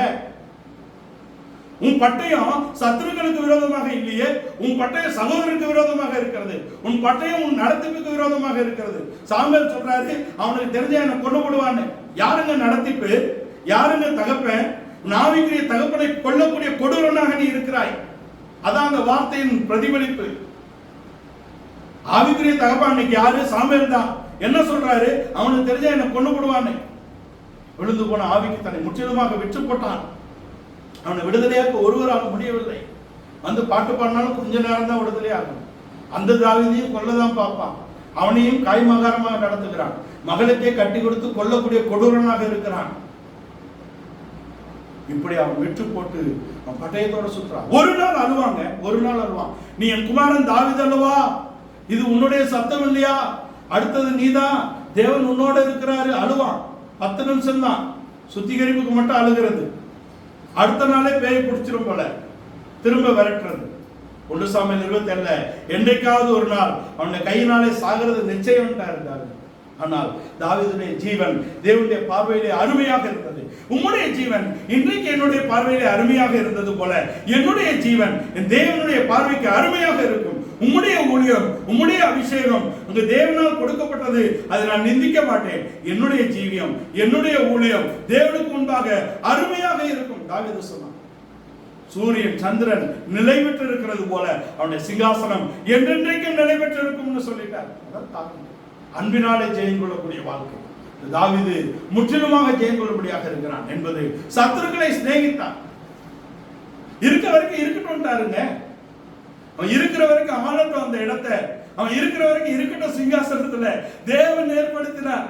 தாவீது சொன்னது இன்னொரு ஆளா அதான் சொல்லியிருக்கார், இருக்க வரைக்கும் இருக்கட்டும், ஆளு வரைக்கும் ஆளட்டும். அவன் தேவனுடைய குமாரன் இல்லையா, அவன் தேவன் ஏற்படுத்தினவன் இல்லையா, அவன் தேவன் அபிஷேகம் பண்ணவன் இல்லையா, அவனுக்கு விரோதமா நம்ம போக வேணாம் அப்படின்னு சொன்னதுதான் அங்க சவுல் இருந்தார் கடைசி வரைக்கும். ஒரு வார்த்தை கிளர்ச்சி பண்ணுவோம்னு சொல்லியிருந்தா ஒரு நாள் இருந்திருக்க முடியுமா? அந்த சிங்காசனத்துல அந்த இடத்துல ஆளுகை செய்ய முடியுமா? முடியாது. ஆனால் தாவீது தேவனுக்கு பயந்தவன். அவன் சொல்லுகிறான், தேவன் அபிஷேகம் பண்ண மேல யாரும் கைப்படாதீங்க ஐயா, நானும் போட மாட்டேன். அவன் இருக்க வரைக்கும் இருக்கட்டும், அவன் ஆடு வரைக்கும் ஆளட்டும், அவன் போக வரைக்கும் போகட்டும். தாவீதுடைய வார்த்தை. அதனாலே அவனை உறுதிப்படுத்தினார் தேவன். என் இருதயத்துக்கு ஏற்றவன் எனக்கு சித்தமானதை எல்லாம் செய்வான் என்ற சாட்சி தாவீதுக்கு கொடுத்திருக்கிறார். தாவீதை தேவன் உயர்த்தினார், எப்ரோனுக்கு கொண்டு வந்தார். அங்கே ஆபிரகாமையும் அங்கே சாராளையும் பிரிக்க முடியாது, அங்கே ஈசாக்கையும் ரெபெக்காளையும் பிரிக்க முடியாது, அங்கே யாக்கோபையும் லேயாளையும் பிரிக்க முடியாது. ஒருமைப்பாடு, பிதாக்களின் சுதந்திரம், ஒரு மனது. அங்கதான் இது. எங்க போனோம்? யூதாவின் நிலைகளுக்கு போகட்டுமா? எங்க போகணும்னு கேட்கிறான். நீ எப்ரோனுக்கு போ. எப்ரோனிலே அவனுக்கு பிறந்த குமாரர் அவனை வெட்கப்படுத்தினாலும் ஒரு எருசலேமின் குமாரர் இருக்கிறார்கள் அவனுடைய தலையை நிமிர்த்த. அங்கே சாலமோன் கொண்டு வந்து ஆலயத்தை கட்டுகிறார். தாவீதை உச்சத்துக்கு கொண்டு வருகிறார். காரணம், அவனுக்கென்று ஒரு சுயாதீன சித்தம் இல்லை. தேவனுடைய சித்தத்தை நிறைவேற்றக்கூடிய இடத்துல ஒப்பு கொடுத்தவன், என் இருதயத்துக்கு ஏற்றவன், எனக்கு சித்தமானதை நான் செய்வான் என்ற யூதாவோடு இணைந்து கொண்ட ஒரு பீறுகிற ஓனாய் அங்கே அவருடைய இருதயத்துக்கு ஏற்ற அவருக்கு பிரியமான ஒரு ஆட்டுக்குட்டியாக மாற்றம். பெஞ்சமின் பீறுகிற ஓனாய், பெஞ்சமின் என் இருதயத்துக்கு ஏற்றவன் என்ற இடத்துல வருகிறதுக்கு இந்த யூதா கோத்திரத்தோடு பெஞ்சமின் கோத்திரம் தன்னை இணைத்து கொண்டது. இஸ்ரவேலோட போலங்க, சொந்த அண்ணன் யோசேப்பு கீழே தான் ஆட்சி நடக்குது. எப்ராஹிம் அங்கே ஆளுகிறான், அங்க போல அவன் யூதாவோட இருந்தான். ஆவிக்குரிய உறவு தாங்க முக்கியம். மாம்சீக உறவோடு பெஞ்சமின் ஒரு நாளும் போகவில்லை. ஆவிக்குரிய தலைமையில தான் இருக்கிறான். நம்முடைய ஆவிக்குரிய தகப்பன் தான் மெய்யாக நம்முடைய தகப்பன்மார். பூமிக்குரிய தகப்பனை நான் மதிக்க வேணாம் என்று சொல்லவில்லை, மதிங்க. பெற்றெடுத்து இருக்கிறாங்களே அவங்களை கனம் பண்ணுங்க. அதை காட்டிலும் ஆவிக்குரிய தகப்பனை நீ கனம் பண்ணணுமே. பூமிக்குரிய தகப்பனுக்கு ஒண்ணுன்னா பதறுது, நீ ஆடாவிட்டாலும் உன் சதை ஆடுது. ஆவிக்குரிய தகப்பனுக்காக உன் ஆவி கலங்க வேண்டாமா? உன் இருதயம் துடிக்க வேண்டாமா? துடிக்கணும். அதான் விஷயம். அதுதான் ஆவிக்குரிய தலைமை. இந்த பெஞ்சமின் தாவீதோடு யூதாவோடு இருந்ததினாலே ஒரு பெஞ்சமின் கோத்திரத்து சவுல். அங்கே பவுல் என்ற இடத்துல கிரேக்கத்திலே எழுதப்பட்டிருக்கிறது. அவன் அந்த வழியிலே அவரை எதிர்பட்ட உடனே கேட்கிறான், ஆண்டவரே நான் என்ன செய்ய நீ சித்தமாய்? உன்னை நேர் வழியிலே நடத்துவார், உன்னை ஆவிக்குரிய ஜெயத்துக்குள்ளே கொண்டு வருவார். நீ நேர் வழிக்கு போ, யூதாவின் வீட்டுக்கு போ, அங்கே ஜெபம் பண்ணி காத்து உனக்கு ஒரு அபிஷேகத்தக்கவன் வருகிறான் என்ற இடத்துல யூதாவின் வாழ்க்கையோடு இணைந்த பெஞ்சமினுடைய வாழ்க்கை அங்கே தெய்வீகம் உள்ள வாழ்க்கையாக மாற்றப்படுகிறது. நம்முடைய ஜென்ம சுபாவத்தை அழிக்கணும். மிருகம் என்ற இடத்துக்கு நம்ம போயிடக்கூடாது. 2 பேரும் மிருகம் இடத்துக்கு போனாங்க. ஒன்னு காயின்னு, இன்னொன்னு சவுல். 2 பேரும் பார்த்தீங்கன்னா தெரிந்து கொள்வதில்ல, விவசாயம் தான் தெரிஞ்சுக்கிட்டாங்க. விவசாயம் தவறு என்று சொல்லவில்லை, தங்கள் மனதின் விருப்பத்தின்படி தாங்கள் பூமியிலே எப்படி சுகித்திருப்பது என்பதை தான் தெரிந்து கொண்டார்கள். ஒரு பணியின் சிந்தையோடு ஆபேலை போல ஆடு மேய்க்கிறதை தெரிந்து கொள்ளவில்லை, தாவீதை போல மேய்ப்ப தொழிலை தெரிந்து கொள்ளவில்லை. இவங்க பாருங்க, 2 பேரும் பூமிக்குரிய காரியங்களிலே முக்கியத்துவம் கொடுத்தார்கள். இவர் 2 பேரும் ஆவிக்குரிய காரியங்களிலே முக்கியத்துவம் கொடுத்தார்கள். இவனும் கொலைபாதகத்துக்கு போய்விட்டான், இவனும் கொலைபாதகத்துக்கு போனான். நீ அங்கிருந்து வந்தால் நீ ஏற உடைச்சு வரணும். எலியா போய் எலிசாவை பிடிச்ச போது எலிசா விவசாயத்தில் தான் இருந்தாரு. ஆனா அன்றைக்கே ஏற உடைச்சி மாட்டை பலியிட்டு வந்துடணும். கை வச்சப்பட திரும்ப கூடாது என்ற இடத்துல ஆவிக்குரியவர்களை நாடி தெரியும். உன் தகப்பனோடு இருந்ததில்ல முக்கியம். அவன் பேர் என்ன பேரு? எலியாவின் கைகளுக்கு தண்ணீர் வார்த்த சாப்பாத்தின் குமாரனாகிய எலிசா. அட்ரஸே உங்க அப்பா தான். நீ யாருன்னு கேட்டா, ஏயா உங்க அப்பா பேரை சொன்னேன்னு என்ன கேட்கிற எல்லாருக்கும் ஒரே வார்த்தை பதில், எங்க அப்பா பேரை சொல்லாம யார் பேரையா சொல்றது? ஆவிக்குரிய தகப்பனை தான் நமக்கு அடையாளம். ஆவிக்குரிய தகப்பன் தான் நமக்கு அட்ரஸ். எலிசாக்கு என்ன அட்ரஸ்?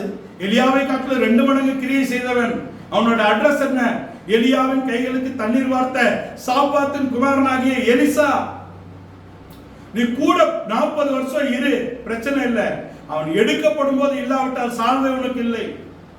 40 வருஷம் கூட இருந்தியே, சால்வை உனக்கு தான் சொல்றாரா? நான் ஆவிக்குள்ளாகி போகும் பொழுது, நான் பரமேறும் பொழுது நீ இருந்தால், இயேசு பரமேறும் போது இருந்தவர்கள் அந்த அபிஷேகத்துக்கும் அந்த ஊழியத்துக்கும் வந்தார்கள். பின்பு அழைக்கப்பட்ட அப்போஸ்தலனும் பரத்திலிருந்து வந்து இயேசுவோடு கற்றுக்கொண்டார். இயேசு கிறிஸ்துவிட்ட தான் கற்றுக்கிட்டார். நான் 14 வருஷம் இருந்தேன், அவர் எனக்கு கற்றுக் கொடுத்தார் என்று சொல்லக்கூடிய இடத்திலே இயேசு கிறிஸ்துவிடத்தில் கற்றுக்கொள்ள வேண்டும். மகிமையடைந்த கிறிஸ்துவை காண வேண்டும். நம்முடைய ஆவிக்குரிய தகப்பனுடைய துவக்கத்திலிருந்து இருந்தோம் என்பதல்ல மேன்மை, முடிவு வரை இருக்க வேண்டும். முடிவு பரியந்தம் நிலைநிற்பவனே ரட்சிக்கப்படுவான். முடிவு பரியந்தம் ஒழுங்கிலே இருப்பவனே அந்த ஒழுங்கை அடைந்து கொள்வான், ராஜ்யத்தை அடைந்து கொள்வான். ஒழுங்கு இல்லாதவன் எப்ரோன்ல பிறந்த 6 பேர் ஒழுங்கு இல்லாதவன். பழைய மனிதன், பாவ மனிதன், புறம்பான மனிதன். அப்னோன், அப்சலோம், அதோனியா 3 பேரும் அந்த சாகக்கூடிய இடத்துல தான் இருக்கிறாங்க. அவன் தன்னைத்தானே உயர்த்துகிறவன், தனக்கே அவன் அபிஷேகம் பண்றான். அப்பா என்னதான் ரைட்டுன்ட்டாரு, அன்னைக்கே நடுவில் கொஞ்சம் மனம் மயங்கிட்டாரு அப்படின்னு சொல்லுவான். சாகும்போதே நான் தகுதி ஆயிட்டேன்னு சொல்லிட்டாங்கன்னுவான். ஒரே வார்த்தை. சாகும் முன்னையே அதுக்கு அடையாளம் பண்ணிட்டார். தாவீது இருக்கும் பொழுதே அவன் கழுதையின் மேல் சாலமோன் ஏற்றப்படுகிறான். தாவீது இருக்கும் போதே தாவீதின் சிங்காசனத்தில் சாலமோன் உட்கார வைக்கிறான். நான் ஜெயம் கொண்டு என் பிதாவின் சிங்காசனத்தில் விட்டிருக்கிறது போல கிறிஸ்துவோட போராடி அவரோட பாடுபட்டு அவரோட ஜெயத்தை பெறுகிறவர்கள் அவருடைய சிங்காசனத்தில் நீங்கள் இடம் பெறுவீர்கள். அதான் மெயின். அப்படின்னா என்ன? அவர் ஏற்படுத்தி கொடுத்த ஆவிக்குரிய தலைமையை நாம் பின்தொடர வேண்டும். அவர் ஏற்படுத்தி கொடுத்த ஆவிக்குரிய ஒழுங்குகளை நாம் பின்பற்ற வேண்டும். எலியா அங்க ஏறி போகும்போது பார்த்தாதான் சால்வை கிடைக்கும். அதுல அடிக்கும் போது என்ன சொல்லிதான் அடிக்கணும்? எலியாவின் தேவன் எங்கே? அதுதான் அட்ரஸுங்க. அவன் ஏறி போகும்போது இருக்கியா, அவன் கூட நீ 40 வருஷத்துல கையில தண்ணி ஊத்துன, அது இல்ல விஷயம், அதான் அட்ரஸ். ஆனா ஏறி போகும்போது என்னை நீ பார்த்தால் சால்வை உனக்கு கிடைக்கும். ஏறி போகும்போது நீ பார்க்க. அப்படின்னா என்ன? நாம் முன்னாக நடத்தப்பட்ட வழிகளை ஆவிக்குரிய ரீதியிலே அவளை பின்பற்றி ஒரு ஆவிக்குரிய ஜீவியத்தை பெற்று ஆவிக்குரியவன் என்ற இடத்துக்கு வர வேண்டும். அதற்கு ஜென்ம சுபாவம் உள்ள மனிதனை 1 பேதுரு 2ஆம் அதிகாரம் 2ஆம் வசனத்தில் சொல்லப்பட்ட 5 காரியங்களையும் வசனத்தினாலே அழிக்க வேண்டும். எபேசியர் 4ஆம் அதிகாரத்தின் கடைசி பகுதியிலே சொல்லப்பட்டவைகளை அழித்து ஆவியின் அபிஷேகத்தை காத்துக்கொள்ள வேண்டும். இல்லாட்டி முத்திரை உடைஞ்சிரும், இல்லாட்டி ஜென்மம் வெளில வந்துடும். இந்த ஜென்மத்தை அழிக்க வேண்டும். இந்த புறமான மனிதனை அழிக்க வேண்டும். பாவ மனிதனை அழித்து, பழைய மனிதனை அழித்து, புறமான மனிதனை அழித்து, புல்லான மனிதனை நாளுக்கு நாள் பலப்படக்கூடிய ஒரு வாழ்க்கையை நாம் பெற்றோம். அதுதான் நமக்குள்ளே ஜீவன் வெளிப்படுகிறதா. இதுதான் அவர் அந்த மனிதர்கள் அறிய முடியாது, நாம் அறிந்து. ஜென்ம சுபாவங்கள மனிதன் இதை அறிந்து கொள்ள முடியாது. இது உலக தோற்றத்துக்கு முன்பாக மறைக்கப்பட்டவைகள். தேவன் நமக்கு அவருடைய அப்போஸ்தல தீர்க்கதரிசிகளினாலே நமக்கு அதை வெளிப்படுத்தி கொடுத்திருக்கிறார். நம்ம ஆவிக்குரிய நடத்திப்பினாலே நம்மை வழிநடத்துகிறார். அந்த மனிதர்கள் அறிந்து கொள்ள முடியாது, காண முடியாது, கேட்க முடியாது. நாம் காண்கிறோம், கேட்கிறோம் என்ற இடத்திலே நமக்கு பரிசுத்த ஆவி கொடுக்க, நம்முடைய இருதயத்திலே தோன்றுகிறது என்பது பரிசுத்த ஆவி. அவர் நம்முடைய அன்பை பரிசுத்த ஆவியின் மூலமாக நம்முடைய இருதயத்திலே ஊற்றி இருக்கிறார். அந்த நம்பிக்கை நம்ம வெட்கப்படுத்தாது. அப்பதான் அந்த வேறு சார் என்று இங்க ஏசாயா 30:26 வாசிச்சா, அடி மரம் கூட அங்கே குணமாகணும், அப்புறம் தான் பூக்குங்கிறது 1000 வருஷ அரசாட்சி. அந்த வேர் கிறிஸ்து, அந்த மரம் அப்போஸ்தல தீர்க்கதரிசிகள், அதில் நிலைத்திருந்து நாம் கனி கொடுக்க வேண்டும். அந்த வேருக்கும் சாருக்கும் உரியவர்களாக நாம் மாற வேண்டும் என்ற இடத்தில் தான் இருக்கிறோம். அப்பதான் நம்முடைய சந்திரனும் சூரியனை போல 7 மடங்கு வெளிச்சம் கொடுக்கும். அது ஆட்சி, ஆளுகை, அவரோட பாடுபட்டு அவரோட ஆளுகை செய்யக்கூடிய ஒரு வாழ்க்கை. இந்த ஆளுகைக்கு நாம் வர வேண்டும் என்றால் நம்ம இந்த ஜென்ம சுபாவமுள்ள மனிதனை அழிக்க வேண்டும். அது மிருகம் என்ற இடத்துக்கு போய்விடாதபடிக்கு முற்றிலும் அதை அழித்து தெய்வீகம் என்ற இடத்துக்கு நாம் கொண்டு வரணும். அவருடைய தன்மை, திவ்ய சுபாவங்களை நாம் வெளிப்படுத்த வேண்டும். நம்மை காண்கிறவர்கள் கிறிஸ்துவை காணக்கூடிய ஒரு வாழ்க்கை. அன்பிலே நாம் வேரூன்ற வேண்டும், அன்பிலே நாம் நிலைத்திருக்க வேண்டும், அன்பிலே நாம் கனி கொடுக்க வேண்டும். அதனால மகளம் நீளம் உயரம் என்னது என்று நாம் அறிந்து கொள்ள வேண்டும். இவை ஏன் ஜென்ம சுபாவமுள்ள மனிதனுக்கு புரியாது என்றால் இது ஏற்றுக்கொள்ளக்கூடிய இடத்துல இருக்காது. ஏன்னா இது உத்தமமானது, தேவனுக்கு அடுத்தவர்கள் உத்தமமானவைகள். உத்தமமானவைகளை ஒப்புக்கொள்ளத்தக்கதாக உங்கள் அன்பானது அறிவிலும் எல்லா உணர்விலும் வளர வேண்டும். அது வளர்வதற்காக தான் இயேசு கிறிஸ்துவின் முகத்துள்ள அறிவாகிய ஒளியை நம்முடைய இருதயத்திலே பிரகாசிக்க செய்திருக்கிறார். அவருடைய பிரகாசிக்கப்பட்ட மனிதன், அப்படி கண் திறக்கப்பட்ட ஒரு மனிதன் தான் ஆவிக்குரியவைகளை சம்பந்தப்படுத்தி தேவன் காட்டும் பொழுது அதை புரிந்து கொள்ளக்கூடிய இடத்திலும், அதை உட்படுத்தக்கூடிய இடத்திலும், அதுக்கு கீழ்ப்படியக்கூடிய இடத்திலும், அதில் வளரக்கூடிய இடத்திலும் இருக்கிறார். இதுதான் அவருடைய முகத்துள்ள அறிவாகிய ஒளி இருதயத்தில் பிரகாசித்து நாம் காணக்கூடிய, நாம் கேட்கக்கூடிய, நாம் அதை அடைந்து கொள்ளக்கூடிய இடத்திலே நம்முடைய இருதயத்திலே தோன்றி இருக்கிறது. இந்த காலை வேளையிலே சொல்லப்பட்டபடி நம்முடைய புறமான மனிதனை அழிக்க வேண்டும். பாவ மனிதனை அழிப்போம், புறமான மனிதனை அழிப்போம், பழைய மனிதனை அழிப்போம். அதுக்கு என்ன பண்ணணும்? நம்முடைய அந்த பட்டியல், முந்தின பட்டியலில் இருக்கக்கூடியவர்களை வசனத்தினால் அழிப்போம். கிறிஸ்து இயேசு உங்களுக்குள் இருந்தால் உங்கள் சரீரமானது பாவத்து நிமித்தம் மரித்ததாக மாறட்டும், உங்கள் ஆவியானது நீதி நிமித்தம் பிழைத்திருக்கட்டும் கிறிஸ்துவில். அப்பொழுது கிறிஸ்து உங்களில் இருப்பார். நீங்கள் அவருடையவர்கள் எனப்படுகிறீர்கள். நாம் அவருடையவர்கள், அவருக்கு சொந்தமானவர்கள் என்று சொல்லப்பட்ட இஸ்ரவேலை காட்டிலும் அவருடையவர்கள் மேன்மையானவர்கள். முதலாவது அங்க உயிர்த்தெழுதலின் வரிசையில 7 வருஷம் முதற் பலனானவர் கிறிஸ்து, பின்பு அவருடையவர்கள் என்ற மனவாட்டி என்ற இடத்துக்கு வர வேண்டும் என்றால் நீங்கள் ஜென்ம சுபாவத்தை அழித்து அது மிருகம் என்று போகக்கூடிய இடத்துல இருக்கக்கூடிய கசப்பு விரோதங்கள் அங்க பட்டியலிடப்பட்ட அவலத்தை அழித்து நீங்கள் ஆவிக்குரியவர்கள் என்ற இடத்துல வர வேண்டும். அது கிறிஸ்துவின் அன்பு, கிறிஸ்துவின் அபிஷேகம், நன்மை நம்மளை தொடங்கி இருக்கிறாரே, அந்த அன்பின் ஆழ மகளத்தை நாம் புரிந்து அதில் வளரக்கூடிய வாழ்க்கை. அதுக்கு நாம் ஒப்பு கொடுக்க வேண்டும் என்றால் நாம் சிங்கம் என்ற இடத்துல இருக்கிறாரு, கிளசிங்கம் என்ற ஒப்பு கொடுக்கப்பட்ட இடத்துக்கு வர வேண்டும். அவருடைய பலனை இழந்து தேவ பலனை, தேவ நீதியை, தேவனுடைய மகிமையை அடைந்து கொள்ளக்கூடிய இடத்துக்கு வர வேண்டும். அதுக்கு ஆட்டுக்குட்டி என்ற அனுபவத்துக்கு வர வேண்டும். அது எதிர்க்கவும் இல்லை, அது பின்வாங்கவும் இல்லை, அதுக்கு ஒரு சுயாதீன சுத்தமும் இல்லை, அதுக்கு ஒரு தெரிந்து கொள்ளுதல் உரிமை கொடுக்கப்பட்டால் அது எடுத்துக்கொள்ளவில்லை என்ற இடத்துல வாய் பேசவில்லை. அது ஆச்சரியமான வாழ்க்கை. பிலாத்து ஆச்சரியப்பட்டு விட்டார். யோவான் 19 நீ மாறுதரம் ஒன்றும் பேசுகிறது இல்லையா, இவ்வளவு குற்றம் சாட்டுறாங்களே. அவன் ஆச்சரியப்பட்டான். உலகம் ஆச்சரியப்பட வேண்டும் என்றால் கிறிஸ்துவின் திவ்ய சுபாவத்தை நீங்கள் பிரதிபலிக்க வேண்டும். உங்கள் ஆத்துமா அப்பொழுதுதான் செழிப்பாக வாழும். அப்பொழுதுதான் உங்கள் வாழ்க்கையின் புறம்பான சாபங்கள் நீக்கப்படும். இஸ்ரவேலை ஆசீர்வதிப்பதுதான் அவருக்கு பிரியம். ஆவிக்குரியவர் நம்மை ஆசீர்வதிப்பதுதான் பிரியம். Prosperity is not sin, but doctrine of prosperity is sin against God. உங்களை செழிப்பாக வைப்பது தேவனுக்கு பிரியம்தான். ஆவிக்குரிய செழிப்பு, ஆவிக்குரிய ஆசீர்வாதம், அது உலகத்தில் குறைவில்லாமல் வாழக்கூடிய வாழ்க்கை தான், இல்லை என்று சொல்லவில்லை. ஆனால் செழிப்பின் உபதேசம் என்பது தேவனுக்கு விரோதமானது. ஆசீர்வாதத்தை எவ்வளவு காலம் வாழும்? நாம் கண்டிக்கப்பட வேண்டும், இடத்துல கண்டிக்கப்பட வேண்டும். அவருடைய வசனத்தினால், உபதேசத்தினால் நாம் கண்டிக்கப்பட்டால் தான் நாம் பரிசுத்த ஜீவியம், குற்றமற்ற ஜீவியம், கண்டிக்கப்படாத ஜீவியத்தை நாம் அடைந்து கொள்ள முடியும். அப்பொழுதுதான் அவர் நமக்காக வருவார். எபிரேயர் 9:28 பாவம் இல்லாமல் காத்திருக்கிறவர்களுக்காக அவர் 2ஆம் தரம் வெளிப்படுவார். பாவம் இல்லாமல் காத்திருக்கிறது. பாவம் இல்லாமல் காத்திருப்பது என்பது என்ன? வசனத்தினாலும் ஆவியினாலும் நம்ம சரி செய்து கொண்டு ஒரு பரிசுத்த ஜீவியம், ஒரு குற்றமற்ற ஜீவியம், ஒரு கண்டிக்கப்படாத ஜீவியம், இதை நாம் எப்படி அடைந்து கொள்ள முடியும்? நாம் கேட்ட இந்த உபதேசத்திலே நாம் நம்மை காத்துக்கொள்ள வேண்டும். நீங்கள் கேட்ட சுவிசேஷத்தை நம்பிக்கை விட்டு அசையாமல் ஸ்திரமாய் உறுதியாய் விசுவாசத்தில் நிலைத்திருந்தால் அப்படியாகும். என் சுவிசேஷத்தினாலே நீங்கள் கிறிஸ்துவின் மகிமையை அடைந்து கொள்ளலாம். எங்கள் சுவிசேஷத்தினாலே நீங்கள் கிறிஸ்துவின் மகிமையை அடைந்து கொள்ளலாம் என்று 2 தெசலோனிக்கர் 2:14 சொல்றார். அடையாவிட்டால், நீங்கள் ஜென்ம சுபாவமுள்ள மனிதனை அழிக்காவிட்டால், மிருக குணம் என்ற அந்த தன்மையை அழிக்காவிட்டால் நீங்க வர முடியாது, நியாயத்திற்கு வரும் என்று ரோமர் 2:14 சொல்றார். எங்கள் சுவிசேஷத்தினாலே தேவன் மனிதருடைய அந்தரங்கங்களை குறித்து நியாய தீர்ப்பு கொடுக்கும் நாளில் அது விளங்கும். கிறிஸ்துவின் மகிமையை அடைந்து கொள்வோம், வசனத்துக்கு முற்றிலுமாக ஒப்பு கொடுப்போம், உபதேசங்களுக்கு கீழ்ப்படிவோம், தலைமையை ஏற்றுக்கொண்டு கீழ்ப்படிந்து நடப்போம். அவருடைய ஆவியிலே பரிவர்த்தப்படுவோம். அவருடைய திவ்ய சுபாவத்துக்கு பங்குள்ளவர்களாக மாறுவோம். புறமான மனிதன் அழிக்கப்படட்டும், பாவ மனிதன் அழிக்கப்படட்டும், பழைய மனிதன் அழிக்கப்படட்டும், புறமான மனிதன் அழிக்கப்படட்டும். உள்ளான மனிதனை நாளுக்கு நாள் பலப்படுங்கள். ஜென்ம சுபாவ மனிதன் நீக்குவோம். மிருக குணம் என்ற இடத்துக்கு போக வேண்டாம். திவ்ய சுபாவத்துக்கு பங்குள்ளவர்களாக மாறுவோம். இதற்கென்றே நீங்கள் அழைக்கப்பட்டிருக்கிறீர்கள். இதற்கென்றே நாம் முன்குறிக்கப்பட்டிருக்கிறோம்.